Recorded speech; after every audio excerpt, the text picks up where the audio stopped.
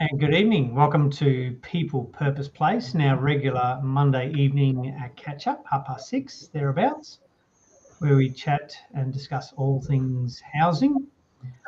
This week we have a guest joining us, which is very exciting. And our regular hosts, we've got Christine and Darren. G'day, Christine and Darren. How are you doing? G'day, good to see you. Likewise. And, of course, our superstar guest from the North Queensland Tablelands, Michael Lawrence. How are you, Michael? Thank you for coming along. Good, thank you, Rowan. Thanks for having me. Not to put you on the spot or embarrass you early on, I thought I'd get it out of the way early rather than later. Awesome. No worries at all. We, at People Purpose Place, we propose to have long-form conversations, and this week we're trying to have a chat about the ethical investor idea, and Michael's role as a financial controller might be really helpful to unpick the numbers and what that all means. But of course, as we model in our podcast each week, we start with a check-in, and then we get into the nitty-gritty of the whole conversation. So we ask any guests to pose questions, to jump in at any time and put your hand up on the online chat. And we also get some feedback after the podcast when people are looking back at the recording, which is great. And we also don't hold ourselves out to say this is perfect and all the information. We really want to open the conversation and have some dialogue. You might see it differently. You might have a different point of view and opinion, and we actually would welcome that conversation. So that's really what we're looking for, rather than dictating facts and figures and headlines. Let's get into the nitty-gritty of it all and see what it means.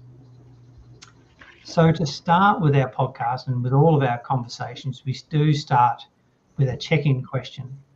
And this week I might have hit the overload button.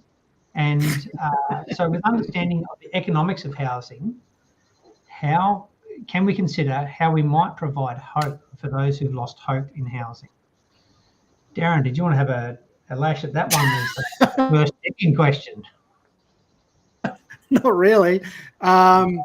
Yeah, you've sort of got a quite a deep one there. Normally it's light and frilly and you can sort of just answer, yeah, good, thanks. But this one's a bit deeper. But I think I'd answer it by, at the moment, you probably don't know where to go. But I really like Christine brought up a couple of months ago, this idea that, you know, when you go to the service station, you've now got the ability, if you decide to go and get an electric vehicle, you don't have to pull up at the service station and pay like I currently do, you know, $2.30 something for diesel.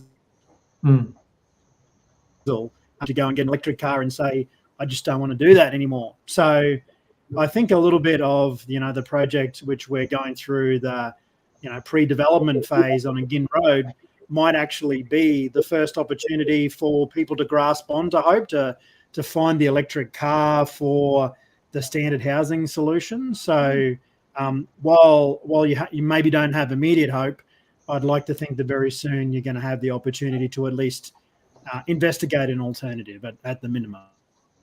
Awesome.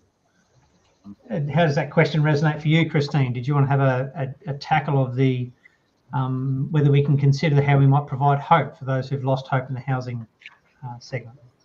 You know, I'm not so sure what to say about this, because hope is such an individual thing, and it sometimes feels so tenuous.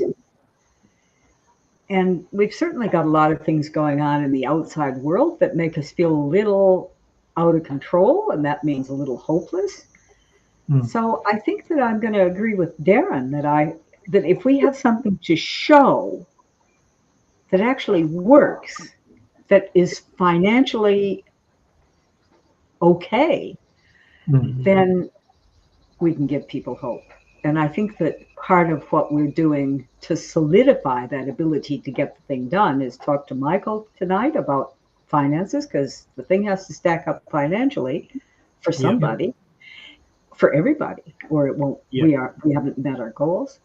So I think I'll go with Darren.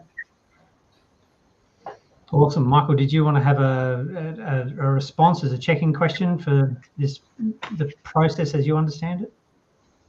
Yeah, absolutely. Thanks, Rowan. I think the short answer is yes. Can we consider? Yes, we can. That's really one of the aims. But I think it's important. It's not the only aim. One of the aims of the project is it's not just to do that. It's to show that something is viable, and then hopefully what will come out of that is that it can show a way forward. And if it can do that, then that's what moves that forwards, as it shows people that there is another way other than the standard models that we tend to hear in the mainstream. So, and that's one of the exciting parts. So absolutely we can. What about yourself, Ron? I was just having a conversation with my brother, who's a few years younger than me and infinitely wiser, of course. But he and I were having a chat, and neither of my brothers comprehend what I do. And I summarised to him. I said, I think that housing being considered as a cost to us individually and to the planet is just a paradigm that we need to shift and look at an alternative where a home is a collection of relationships where we thrive towards our best self. Now, in actual fact, we might deliver that in very few examples where people achieve that at its absolute best case. But even working towards that, if you work towards having thriving relationships and your best self for all of your life, and even if you maybe never get there, I think it's a far better approach to homing than considering it from an economic and an impact on the environment and 4 bedrooms and 2 bathrooms and double lock-up garages. So it's a quantum shift is what I'm hoping to put forward and show people the example. And I'm very excited to have Michael's input because it's the tin tax economic starting point that we need to start with the conversation. But it can be absolutely so much more than that. And the good thing is, by you going last, you get to trump us all by having a really intellectual finish, which is That's excellent. right. Well done, Rowan. Well done. Great second. He's thought about it. We just winged it, and then he's coming with that. Yeah, no, great. Thank you. No, you're right. You're 100% right, because we're all talking about dollars and cents and options, and you were talking about what we should be talking about, which is creating a home rather than another piece of accommodation. But I think that balances the conversation too. You know, I think there needs to be that little bit of tension between this has got to be financially viable, but let's not lose sight of the fact that it is about homing. So thanks for putting the balance in there. That's good. We raised for clarity in this conversation as well, because we've had some conversations that's alleged that we've gone off topic and wandered around a bit in philosophical speak. It's only feedback we're getting. Any truth to it. But I thought this week would be really good because Michael's a practitioner in the economic, financial controller space, to be really, really clear about the problem, which then leads to the intent of tonight's conversation. And if I could, I might frame tonight's conversation addressing a problem that in our housing context, we do not understand economic alternatives that make sense to invest our time and effort in. So that might be what the problem is. Yep. Falling out of that problem, if we can understand the numbers for our people, purpose, place process that has an economic benefit and intention that makes sense, then we've got a path that we can follow and that makes, at the very minimum, financial sense for us. Does that make sense? Absolutely. Yeah, absolutely. Well said. Michael, I appreciate, Michael, you're much more than an economic person. You have a multifaceted, business background and career and professional skill set. And Christine has obviously selected quality people around her for a number of years. But perhaps if we could start with a background, Christine might introduce Michael, and you have a bit of a chat about your background, and then we can get into the nuts and bolts of it, so to speak, if that makes sense. Yeah, I'd love to introduce Michael because he really has become such a close friend.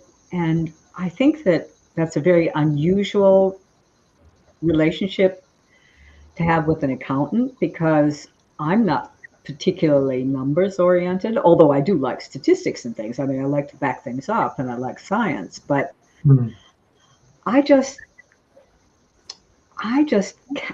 somebody who's only numbers oriented would never be the right person for me. And I'd like our audience to feel into what else is there besides the accountant, because there's a lot more to Michael Lawrence than numbers. So with that, and I'm not going to embarrass you, Michael, by saying a whole lot of praiseful things, because I know how easy it is for me to make you blush. Sorry. and but yeah, you go ahead and introduce yourself, Michael, but I'm going to urge everybody to feel into what else is there behind the numbers. Thank you, Christine. That's lovely. I appreciate that. I think just the easiest way for me to work through this is a brief background in terms of numbers. So, and as you'll see from this, numbers are something that are integral to me in terms of a work sense. So I left school, joined the bank. So really just stayed involved in numbers all the way through that part of the process, ended up in the personal lending, commercial lending field. So again, it's all about money. It's about whether the numbers actually stack up. And it was very black and white. You either can afford it, you can't afford it. And in those early days, and when you're learning around that, it really is that simple. But as time goes on, and that's from a bank perspective as well, you realise that there's a human element to every financial decision. And in those early days, that was part of it. So if somebody comes in to buy something they really, really want, and you say no, then there's a human element. Whether that's an angry human element, a disappointed human element, or throw things at you, you get everything, which was all fine. But it helps you realise that it isn't just as simple as every financial decision does involve people, and you can't waive that. Well, you shouldn't waive it. You certainly can. Sorry, I shouldn't say you can't. You definitely can, but it's not the best outcome for everybody. So I did that for nearly 20 years. I was working up here on the Tablelands for 4 years as a business advisor, which was funded by local and state government. That gave me a bit more of an insight because I was providing a service that people didn't pay for, which is good and bad, to be honest. So, but again, working with people, and the key part of that was, well, how do I help them achieve whatever their goal is? Working at what that goal was. And they really started to open the door to needing more skills about what actually people want, whether they're aware of it or not. What are the skills? What are the things that I can then do to get a really good outcome? Because in my experience, when you talk to somebody about what's important to them, money is very, very rarely the top thing. From a business point of view, from a personal point of view. It's always, 99% of the time it's in the top three because it still has to be there. But it's not what makes people tick. And what's important to me is I love people. I enjoy working with people. And so it was important to be able to make sure that I help somebody achieve whatever it is that they wanted, even if they weren't sure what that was yet. I did that. I spent 12 months working or delivering a federal grant program up here, which gave me an insight, and part of that was housing related, an insight into that side of it. So the bigger picture in terms of where money can flow, what it can and can't do. And for the last 16 years, I've run my own business, mostly up here across the Gulf. And the majority of that is still underpinned through numbers and finances. The reason that I find that's still useful is it's often just a starting point. If somebody isn't sure what they want, then you can use the numbers to have a discussion about what they want to achieve, and along the way, actually work out what it is that actually sits underneath that. It's a bit like if we talk to somebody around, if they want a house, they'll say they want a house to live in. What they really want is to feel safe, and then they build up from that. So all of those elements are really, really and I think to me, over time, it's important to work with people where you can add value to what it is that they do. And I often find that a natural level of empathy makes a big difference when you're working with people. The numbers are important, but they're a tool. They're a very important tool, but they are just one part of the overall discussion. So I think what I like to do now is to work with people that are looking for more than surface value. And certainly I'm looking at 3 people who operate that way just on the screen at the moment, which is really important. So I think to me, ultimately what we're trying to do is to make sure that you work with people to get the best outcome. And a part of that is working out what that outcome is. Numbers are important. They're really, really important. But they're not the be-all, end-all. It is a matter of making sure the whole picture is looked at. And that's one of the reasons I think that People Purpose Place is so important. Is it's not trying to ignore that. It's not trying to say we're solving the problems of the world with this, or it's going to be easy, or indeed that all of it will work. But what it is saying is that we can't leave any of the bits we can't leave any of the bits out, and one of those bits is money, which is why we're obviously having this chat tonight. That's beautiful, Michael. And of course, the problem is that money is necessary, but for our project, it's not sufficient.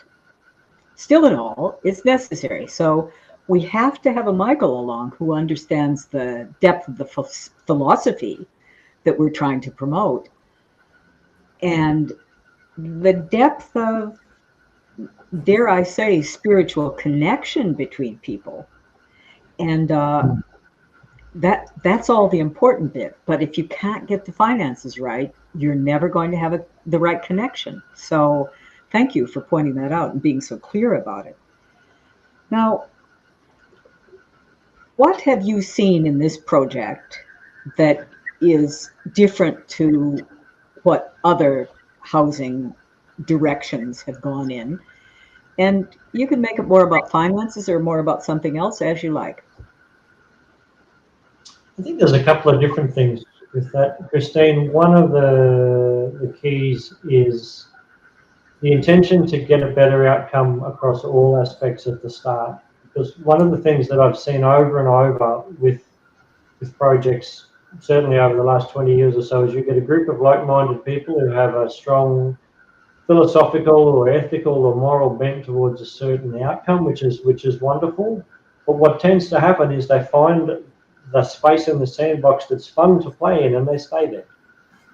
So if it's all about solving the world's problems and nobody has any money, then nobody's talking about money, because that's just going to spoil the fun and take away the toys and the show's over. And it's that desire to not necessarily have the harder discussions. And that is one of the things that certainly this group, the numbers have been part of the exercise from day one. They're still less fun. They're very rarely more fun than having a really good philosophical discussion with like-minded people. But the desire there to not ignore it and also to continually acknowledge that it's necessary. And I think the big part of it is also acknowledging that we're actually not going to get an outcome if other people can't benefit. Could you say that again? If other people can't benefit. So there's no point can't benefit. Yeah. Yeah, there's no point building a model that relies on something that isn't sustainable or that can't be done again somewhere else. And that is one of the keys. It's over and over. Well, how can this be done better all the way through the process? And then do we think that somebody else could do this again? And I think that last bit's the really important part from my side of it. Is can this be replicated? And, can this be replicated? And all four of us are in very close agreement that it cannot be effectively replicated if we cannot find a financial underpinning.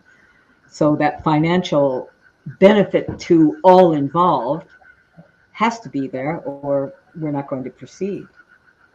We're not the government. We can't get taxes in, right? So we got to find something that works. But I think you've explained that beautifully. And I'd like to ask, what kind of other projects have you been involved in on the Tablelands or in the far north that have housing as a component? I think you can skip over Malanda North a little bit, but you know what? There are other places where you've been advising people, or one of the things that you're very good at is mediations. So various groups bring you in to have you mediate for them or run their meetings or whatever, because there's always harmony when Michael's running a meeting, amazingly enough. So how do you see that? I think in terms of other projects, has been, as you mentioned, certainly there's Malanda North as a project, other subdivision projects for various developments, and the aim of those are, the numbers are extremely important because they don't work otherwise as an outcome. And I think the flip side of that, the flip side of working at how much something costs is if you don't do it well, it can actually cost somebody money rather than generate money or cause them to lose assets or whatever that is, which is a really poor outcome. I've worked on various other projects with councils looking at accommodation needs across regions broadly, longer term visions for regions in terms of where do we want to get to, what are the underlying issues, and what are projects that we could look at that help move those things forwards, through to a lot of the just individual projects and whether or not they're feasible. So completing business cases or strategic planning to actually work with somebody and identify whether it's a commercial development or a residential development. Do the numbers actually make sense at this point in time as one part of that exercise? But we always still look back to what do you actually need out of this as the person who's running it, whether that's a government, whether it's an individual or a larger company, because some people may say or be happy with the project to have it break even and then achieve a bigger picture. Whereas somebody else might say, no, look, if I don't get 10% per annum return on this, I'm not doing it. I'll go and do something else. So it's important to know those things up front and work through the projects. And in some ways, a pure financial return is actually a lot easier to work with because numbers are numbers to a large degree. You work out how much it costs, you allow for contingencies, plan it really well, and in theory, it will cost about that. When somebody has non-financial needs, they can be harder to actually make sure you achieve those. And I think one of the things with that is you actually have to make sure that the person knows what those needs are, because you can have a theory about what you want out of something, but until you've got a definitive, this is what my outcome is, or this is what will make me feel happy at the end. And the same goes for working with government. You don't really know what they want, and then you can't achieve it. So the majority of those projects, to come back to that, Christine, said some in property development, a lot in commercial and business growth, so larger scale, some in aviation, manufacturing, agriculture, retail, tourism. And for me, it doesn't matter what the industry is, the basics or the mechanics are always the same. It's just a different levers. That's very interesting. So do you find that real estate or housing is more difficult than farms or businesses? Just say that you were just to pick some kind of retail business or say an online business that you were going to give advice to. Is real estate actually more difficult than those other sectors, or is it somewhat similar in figuring out the numbers, just crunching the numbers? To be honest, just crunching the numbers is reasonably straightforward, with possibly the exception of the last couple of years. Which there you go. Roland and Darren would know way better than I do. All of that, with all of the changing input costs and the changing market, there's a whole different set of variables. But ultimately, it is still reasonably straightforward. How much do I think it will cost? How quickly will we do it?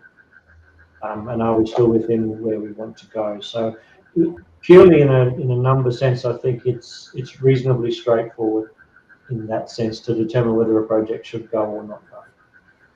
That's interesting, isn't it? Because when you look at it, it seems as though real estate would be somehow easier. Now, I know we have a glaring example of somebody who's possibly misjudged the cost of the efforts to acquire real estate. That might be Vladimir Putin, for example.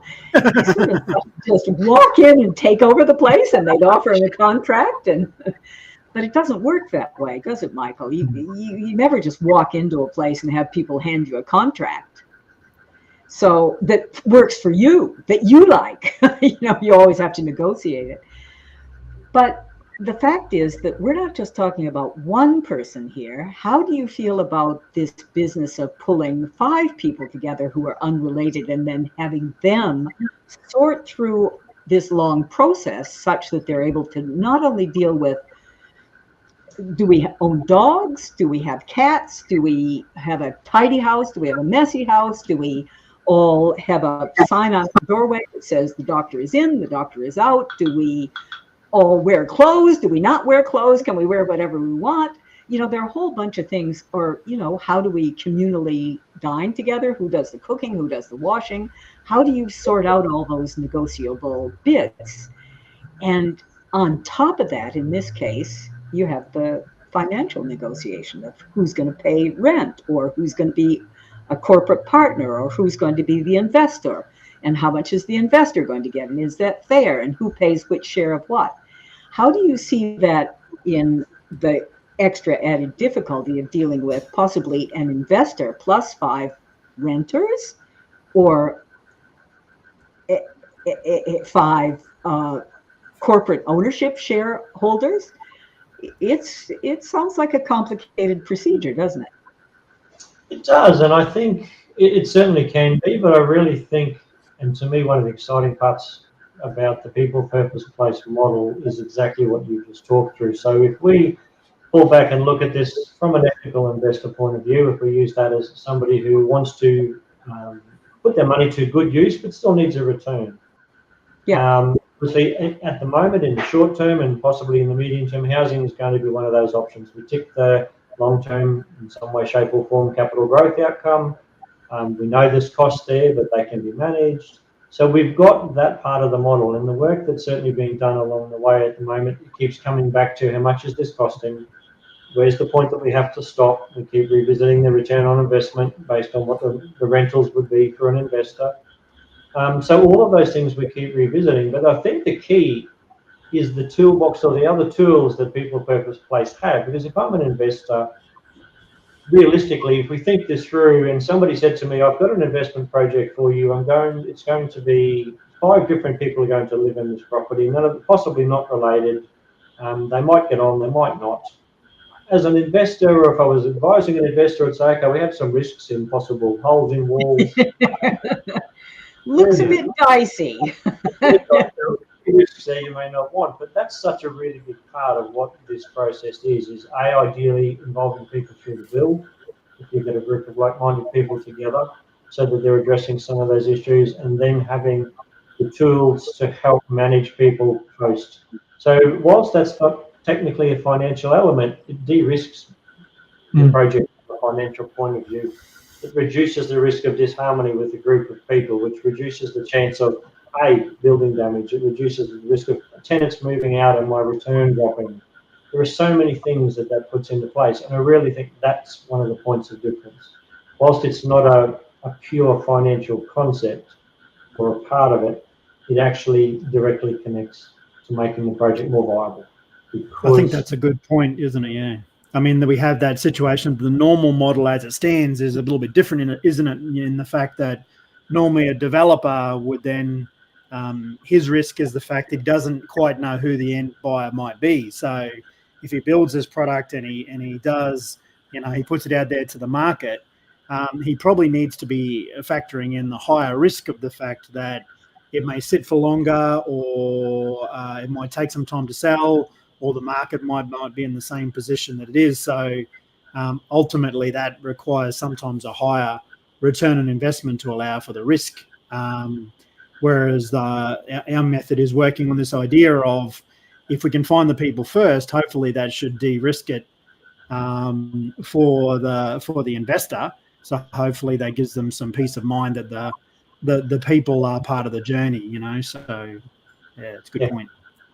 No, absolutely, Darren. I think that's exactly it. And I think the focus is on achieving the best build cost, which is what you're focusing on, and yourself and Rowan, that your area of expertise. That's already a positive start when we look at the numbers of the project, particularly in the environment that we have, certainly for the short to medium term.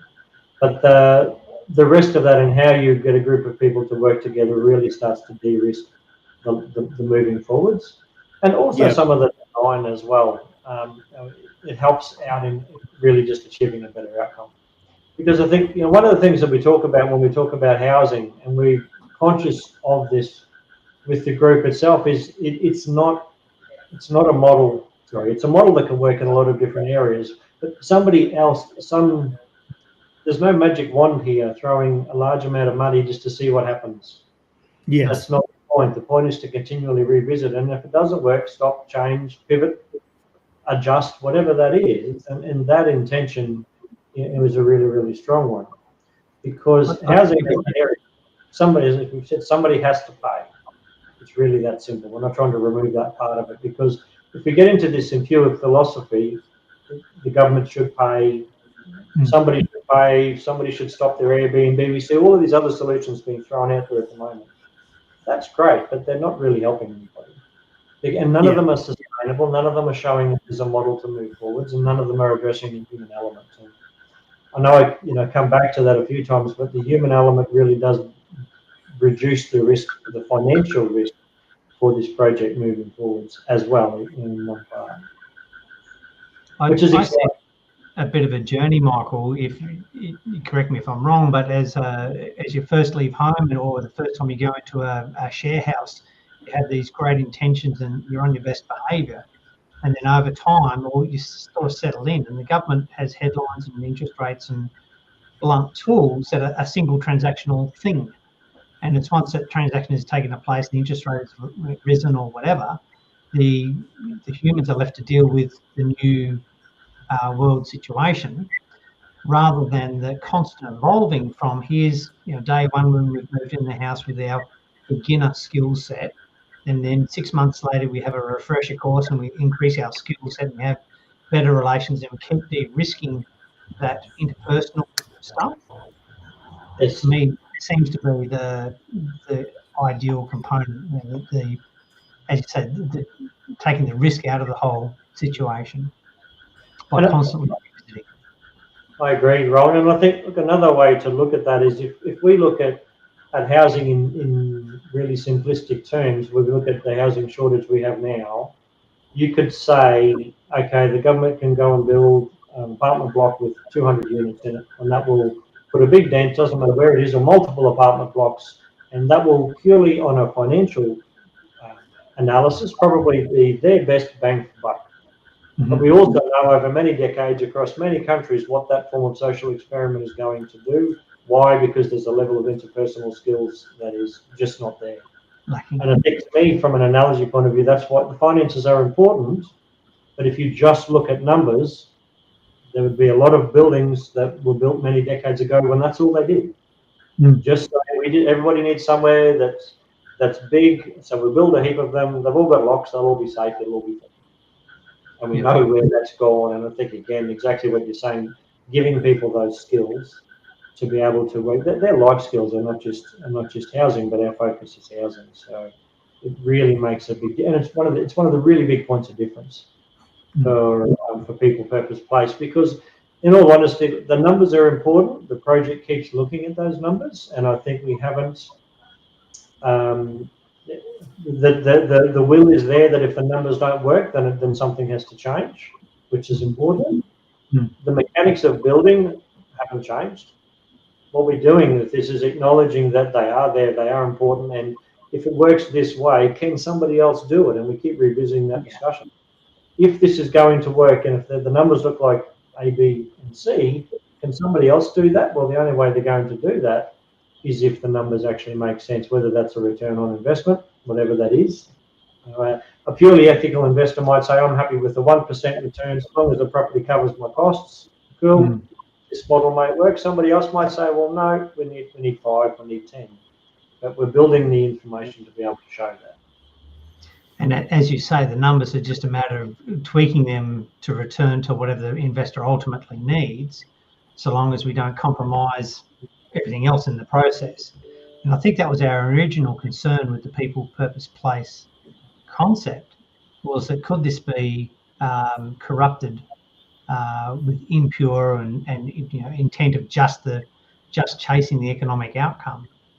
And I think we've seen examples of that. We spoke about the apartment block concept. If you just bang as many of these together on a block of land and get 20 units on a block, there's this high density and this high yield, but ultimately we have enough experience to say that there's quite likely bad human outcomes there, and that's not really what we're wanting to sign up for. And I think that's a really important point, because we are seeing that as part of the broader discussion now, which is understandable from a government point of view. There's only so many tools in their toolbox. They're not the saviour of everything, and that's obviously one. They'll push that level of density, but it still seems to be without an appreciation of what that level of density will create in 5, 10, and 20 years. That's one of the issues, and I think that's again one of the big differences is when you're looking to put together a housing model that involves people most likely out of one household or across generations, if they don't have the other tools, then the numbers in and of themselves are insufficient for the best outcome. Yeah. It can provide safety. That's okay. Put everybody in a building or behind a door, or some people, but most people don't consider that enough anymore, and rightly so.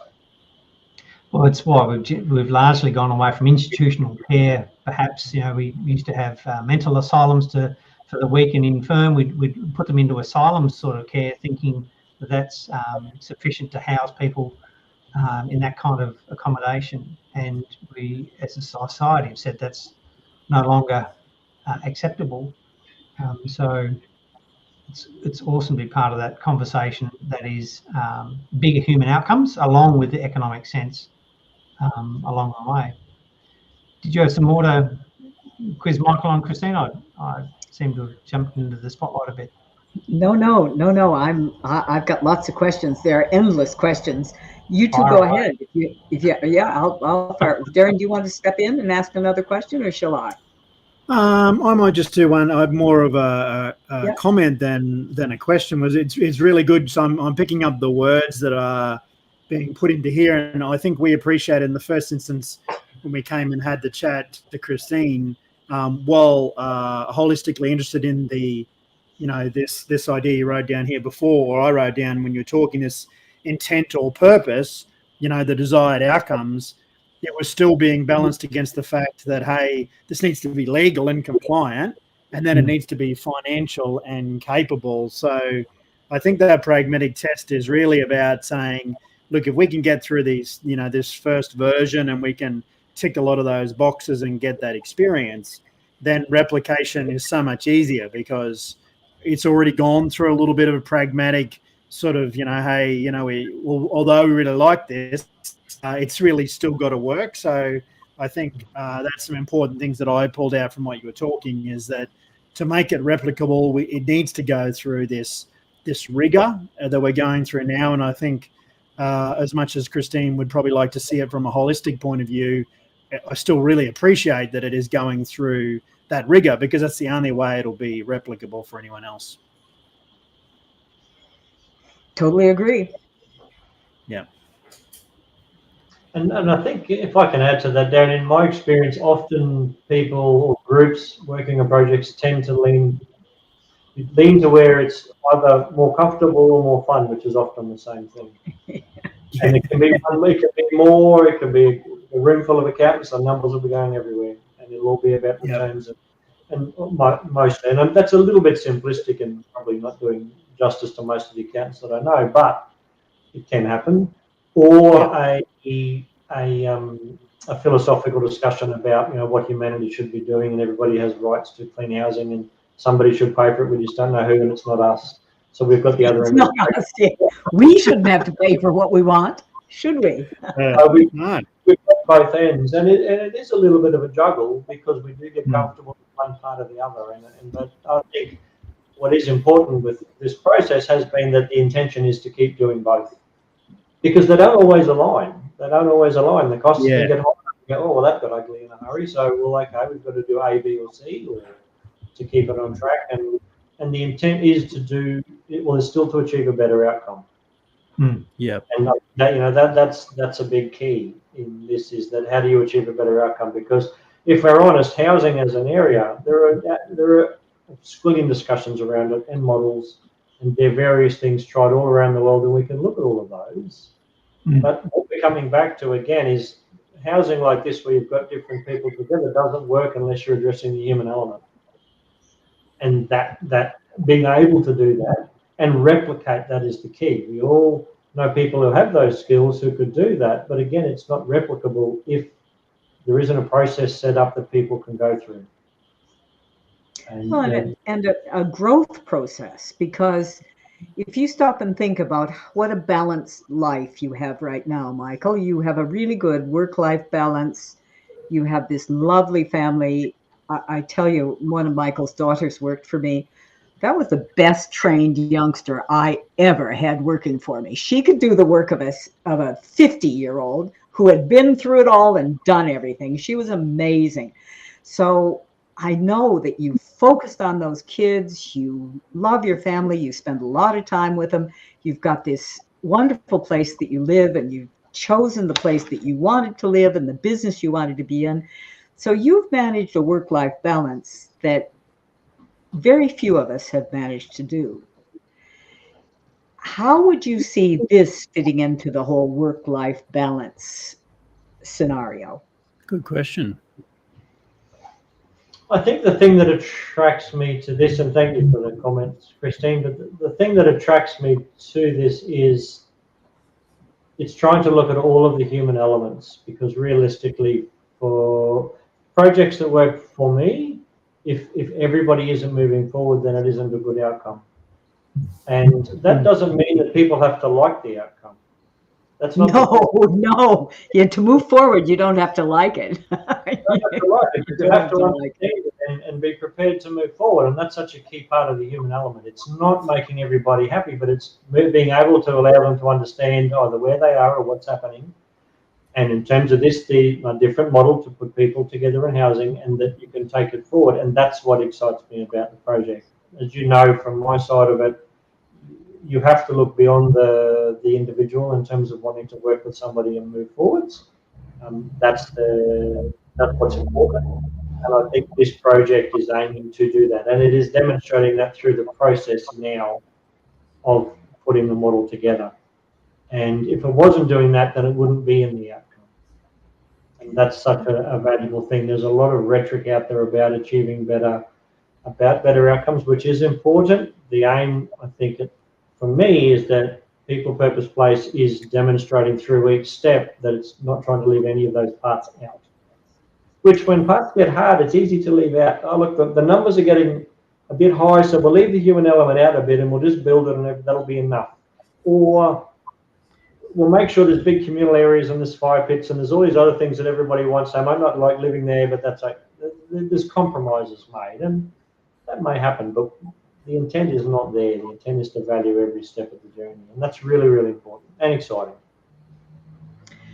Yeah, and I think that business about, fitting the hard things in is really important, because the way that the four of us are oriented, we could spend our lives being very satisfied talking about philosophical outcomes and, what could work best. But we've been very careful to avoid utopianism, and we've been very careful to avoid not looking at numbers, because if you're not a numbers person, and of course Darren and Rowan have been trained to have to do their numbers, just as you have with your choice of career. But how do we actually make sure that we're focusing, which I think we've done quite a good job at, focusing on the hard bits, the numbers, the pain, the, having to make this work. Also focusing on how much we're afraid of ourselves of failing at this project, because the human element of it, can I do that? Am I actually capable of, being that generous, that equanimous, that even-tempered, that open to other people, that I could manage this? So we've got a whole lot of very difficult testing situations. I mean, we all hate conflict, don't we? And what we're saying is that we think we have to learn how to deal really well with conflict, because it's going to arrive. And we have to find a way of harmoniously, in the end, working our way through conflict and working out our negotiations.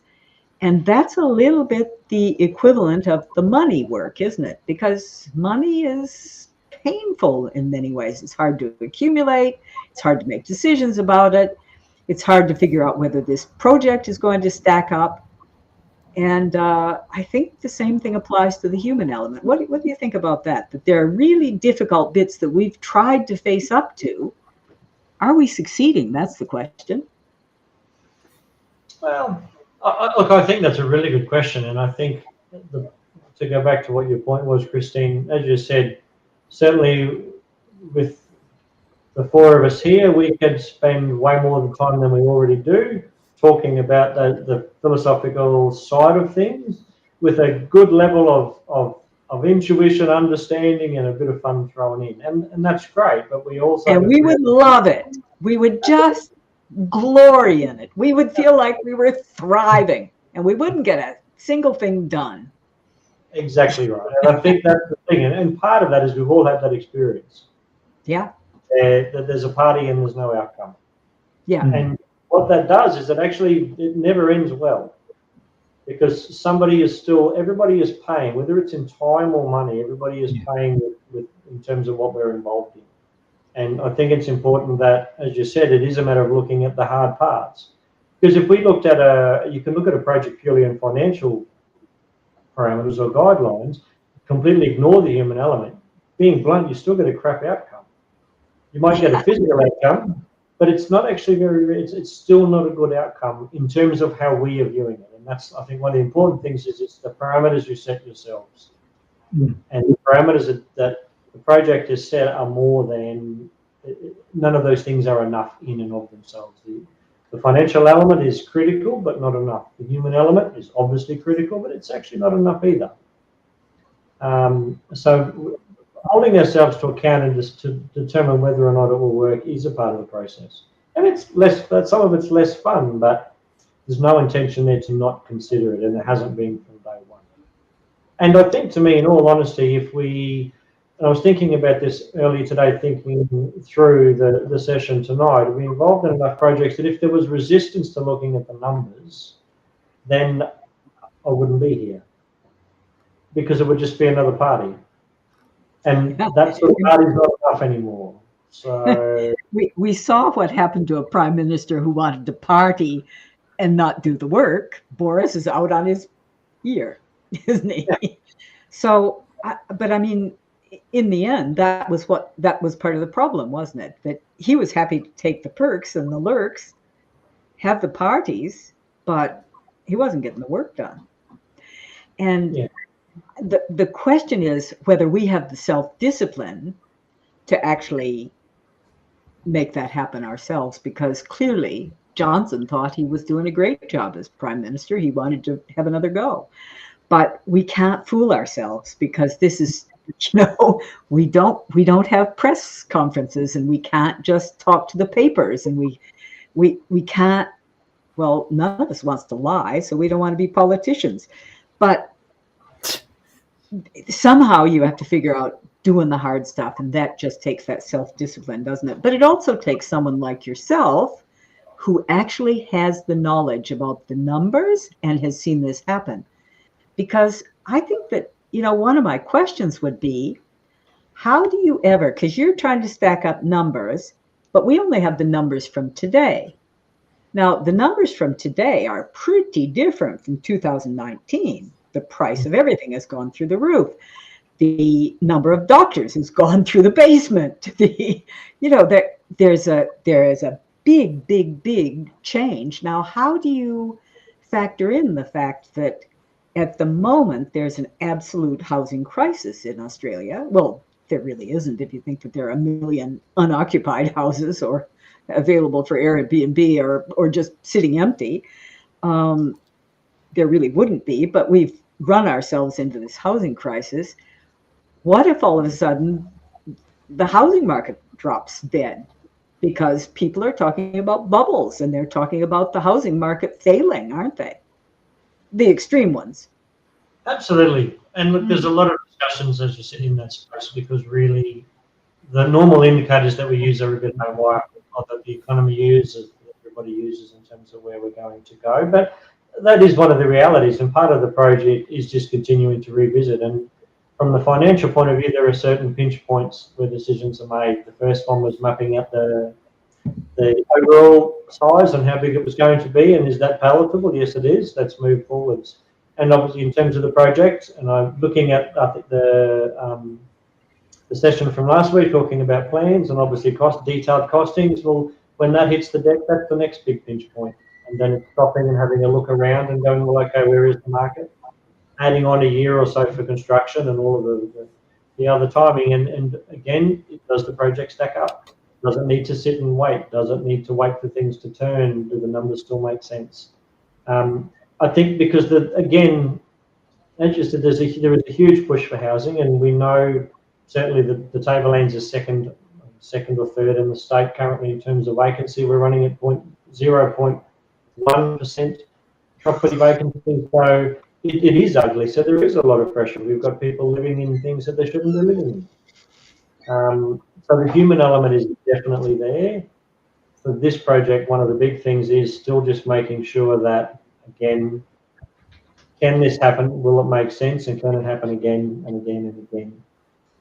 And I think, and you're happy sorry. to take financial catastrophes and, say, general world catastrophes into consideration and just keep moving and keep changing your view as things arise. You have to, because none of those things are going to stop. And nobody can predict the future. And that's the hard thing. The hard thing is we don't know because there are so many unrelated variables. So you can only de-risk to a point, and then have that discussion. And then just go for it. And at some stage, you make the decision, and then work out what the consequences could be, and if they're actually acceptable or not. Perfect. Darren, you were going to say something. Yeah, I was just going to add in. I mean, one of the challenges which we've always considered is, particularly in the high pressured market that we are in at the moment, there's a lot of landlords who are taking advantage of what you just mentioned there before, which is the incredibly low vacancy rates, to use that as a way to leverage people's rent to continue that to rise, which obviously then only makes that challenge for a lot of people a lot worse. So one of the things which we're looking at is trying to find that balance of how do you make sure that the investor gets their return, but also there's some level of security, because we can only imagine the emotional turmoil of that person who's renting that place, 1 week at $300 a week and now it's $400 a week and they can't afford it. And there's lots of those stories. So one of the things we're looking at to help both people in that situation is the idea that you could, look at some sort of tenure control over time, but even in the short term as a renter, this idea of having longer rental periods, because at the moment everything is sort of in quite short periods. So there's a dual sided thing to that. One is, yes, the investor feels some level of security that they got someone in there for a longer period of time, and the person that's in there also has a security of being able to say, okay, well, I'm not going to get thrown out in the next year or so I can settle into being the best version of myself, whatever that might look like. And that hopefully gives some confidence to both sides that you're doing it for the right reason, that intent is sort of solidified to some extent. And I think too, to build on that, Darren, one of the other things when we look at things now, I just said those rental factors are there, and what we've discussed this. So what's important is that the people purpose place model will not suit everybody. Somebody who is looking for pure investment and can lift the rent, the levels that they've been renting, just see a continuing increasing return on their investment, and they will continue to do that. That's okay. I'm not saying it's good or bad, but it's got nothing to do with what we're looking at. And it's about making sure that it works for everybody. I think the other changing dynamic is also what we are looking at is we're looking at changing family dynamics in terms of a larger number of people who are either aging without children or singles, but economically the market doesn't support them, whether that's somebody who's divorced in later life, so all of a sudden assets are halved and you're really priced out of the market. So one of the exciting things as well, and this is a bit of can this work, is putting together a different model that allows multiple ownership or people to cohabit that's not a share house, or that actually and has some depth around it that actually provides a safe environment as well. So because I think from an investment point of view, and one of our aims is to keep track of the numbers and the costs and to keep revisiting it so that we can show that it is possible, as well as achieving more. And it's that achieving more, pure building a house is building a house. It hasn't changed. But point of people purpose place is that there is more to it than that. Yes. Yeah. There are some other ways to look at things. There are other things that could be done differently so that everybody still wins. And I think that's the important from a human element. We're not saying that there's no bad tenant or bad landlord or bad property owner. For it to work for everybody, can the model show that the numbers stack up both sides of the ledger, use an old term. And having that as an intent makes the project harder. Let's be honest, it would be way shorter to do the maths, build a house and whack some people in it. Yeah. But that's Absolutely. Especially in a market like this. Absolutely, even with the build cost and everything else. But that's not the point. The point is there something that is better, that will help more people, and it's not just not trying to pick one side or the other, and that's exciting. Michael, I think it's also really beautiful that you've recognized so clearly how much society has changed and how much our housing needs have changed. But I do want to go back to what Darren said, because I thought that was it was very important. It's very important that people have a feeling of security. What we've found out is that nobody can feel or express their authentic self, which is what we're pretty much asking people to do, is develop your authentic self and express it without a feeling of safety. It is impossible. It just doesn't happen. And I think that, that security of tenure for the investor, for those invested, for the renters, for whoever is part of this, security of tenure is a really important safety consideration, quite apart from anything else. And if you aren't feeling safe, you're not going to be happy to be negotiating. Absolutely. Absolutely, 100%. I think that's one of the things that is missing from housing today is this realization of the importance to people's life of having that sense of confidence and safety in the background. And, as you mentioned, Christine, there's lots of discussion around now that we have the ability to understand that at a greater physiological level. Yes. We know full well that you have no way of acting as a good social human if you're under the massive stress of not knowing where you're going to live tomorrow. Impossible. So, yeah, absolutely. Impossible. And I think that Maddie last week, was it last week or the week before? A week before. Gave us a really good example of that, because he and his wife had sat down and made the decision. They don't want a lot of kids. They've got one. They don't need a lot of space. They want to live in an inner city with a small space that they can accommodate to within their budget, and they never have to borrow money, and they never have to extend themselves such that they feel unsafe, and that they've preferred that smaller, more modest, family-oriented safety.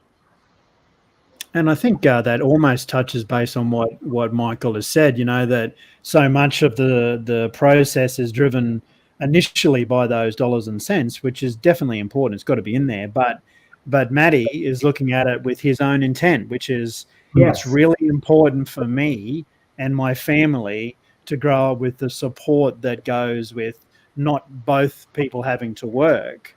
And what does that mean for the children growing up in that house? There's no doubt that's ultimately a better result. And if you make that decision, what currently is your housing solution out there that can suit that? Well, the answer is not a lot, except maybe go and rent. So that's where I think there's lots of spaces maybe that we haven't really investigated yet. And Maddie certainly brought up some options that we go, well, okay, this can actually work also for young families that go, well, if I'm taking 1/5 of the total cost of this thing, does that give me the ability to have the best version for my family? And I think the answer is yes. So that's a good point, Christine. It's almost time to check out, unless we want to run over time. Yeah, no, I agree. And I think also the other pull up somewhere. Yes. The other part is I think it would be really great if we can probably get Michael back specifically sometime in the new year when we do start going through the micros of the nuts and bolts that might even be a really good time to revisit what this looks like, and have some other understanding of what that can be. So more to cover, I'd suggest as well. Would you come back, Michael? Yeah, absolutely. No problem good. at all. Good. And Michael, do you have any final thoughts that you want to say before we do our checkout? Look, I think it's just important that we're considering both sides. Obviously, the point of this and my major focus is numbers. The numbers are a part of the process. The fact that they are there but not the whole story is important and valuable, and not always done. So I think that part of it is key, and that's really the main thing to me. We're looking at all sides, as well as a few that aren't really looked at in general at the moment. So it's a great outcome. Well, and that you were brought on board to do the numbers, but as soon as you were on board, you jumped into the principles and the philosophy, and you've been the perfect accountant for People Purpose Place. Absolutely. The perfect financial controller, because you're not trying to control everything with the money, which is just delightful. And yet you're sticking to your line. Good one. Absolutely. Very grateful, Michael, for your input, because it's hugely valuable to have the whole picture as well as that financial control element of the project. I think it would be key, as Darren was suggesting, that once we got past the next threshold, assuming that we're still continuing, that we sit down and have another conversation early in the new year with the feasibility. What have we got to, and where did we make that decision? That might be a really good conversation that would be of interest to the wider audiences as well. Yeah, well, I think that really disclosing the finances of all this and making it very black and white would be fabulous. I mean, what have we got to hide? Yeah. People always make a secret out of finances, but let's not make a secret out of it, because if we're going to be our authentic selves, we have to be able to talk about all parts of ourselves, and our financial selves are part of ourselves. Absolutely. Actually, I think I've just checked out. Perfect way to check out. Did you have anything else to finish off with, Rowan, either as well? Have you got anything else to add? Look, just a lot of gratitude for this conversation around a topic that obviously can be quite stressful. The whole numbers of things. Obviously, there's a lot of people in our society who really struggle with that, and I appreciate so much that this has been a very open conversation. Michael, you're a huge asset for this project, and thank you for your assistance, and would love to have you come back again in the new year as we cover off more financial milestones in particular. Sounds great. Appreciate the opportunity, everyone, and thank you, Rob. Thank you. Darren? Well, you've trumped us again by finishing with the perfect. He likes going last so he can just showboat. Just nail it. Does a great job of it too, so I've got nothing but thank you, Rowan. Michael, would you like to check out? Look, I appreciate the opportunity, because often with the things that we talk about, but talking in a different context, it just helps crystallize. So I really do appreciate the opportunity to talk through exactly where the aim is on the project. It's been important and really valuable. So thank you. Well, we thank you for turning up and for promising to turn up again. And thank you, audience, for turning up. Thank you, all of you in the background. And we will be seeing you next week at 6:30 again on Monday night. Same time, same place. Thanks, Christine. Thanks, Darren. Thanks, Michael. Thanks, Christine. Thanks, Michael. Thanks, Cheers. Christine.